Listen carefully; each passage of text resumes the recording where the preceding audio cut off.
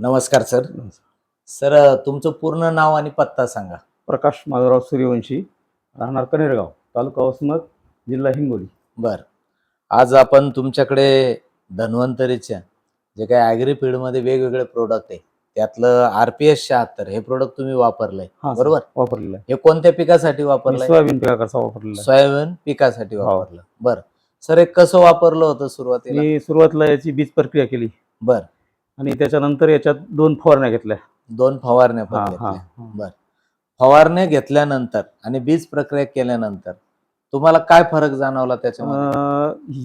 RPS 76 ची जी बीज प्रक्रिया केली ते बियाणं लवकर उगवून झाली त्याची बर. आणि बाकी सोयाबीनपेक्षा ते झाड जरा म्हणजे Strong स्ट्रॉंग आणि निरोगी दिसलं. निरोगी आहे. हा. बर. पावसाचा खंड पडला तरी ती हे का थोडं सुकलं नाही. हा. अच्छा, म्हणजे पाऊस नव्हता तरी सुद्धा हा. प्लॉट हिरवागार आणि होता. मुळी जर उपटून पाहिली त्याची आणि RPS 76 ची बीज प्रक्रिया केलीची याला म्हणजे मुळाचं प्रमाण जास्त होतं. मुळांचं प्रमाण जास्त होतं. हा.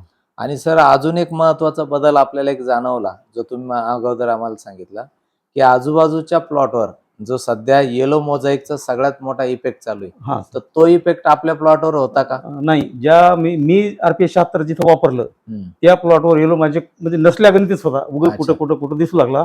पण जिथं RPS 76 वापरलं नाही तो जवळपास 40% म्हणजे मोझॅक रोगाला बळी पडला. बरं, त्याचा परिणाम म्हणून आपण जे काही सोयाबीन काढलं तर आपल्याला किती ॲव्हरेज बसलं सर? माझ्या 1 एकर मध्ये मला जवळपास 16 क्विंटलचं ॲव्हरेज भेटलं. अरे वा. 1 एकरला 16 क्विंटलचं ॲव्हरेज बसलं. आणि इतर जे शेतकरी होते ज्यांनी RPS 76 वापरलं नाही त्यांना किती ॲव्हरेज बसलं? त्याचे सरास कोणाचा 8 कोणाचा 9 असं आलेलं आहे. म्हणजे जवळजवळ दुप्पटनी तुमचं ॲव्हरेज वाढलं. दुप्पट. बरं. मग एकंदरीत धन्वंतरीचं RPS 76 किंवा इतर प्रोडक्ट वापरून तुम्ही समाधानी आहात? समाधानी. बरं. सर असे जे काही सोयाबीनचे शेतकरी आहेत आपल्या आजूबाजूच्या परिसरामध्ये तर त्यांच्यासाठी तुमचा काय सल्ला राहील?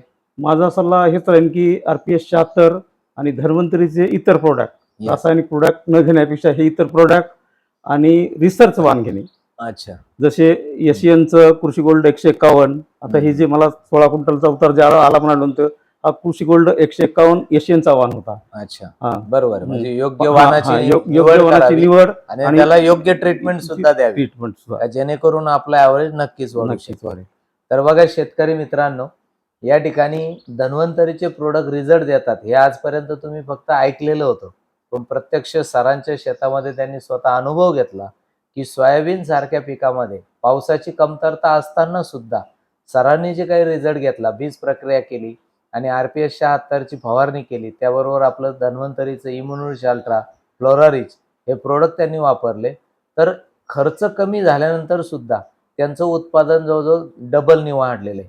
तर नक्कीच आपण सुद्धा आपल्या शेतामध्ये याचा वापर करा. किमान 10 एकर शेतापैकी 2 एकर 5 एकरला यावर्षी तुम्ही ट्रीटमेंट करून बघा. जय धन्वंतरी.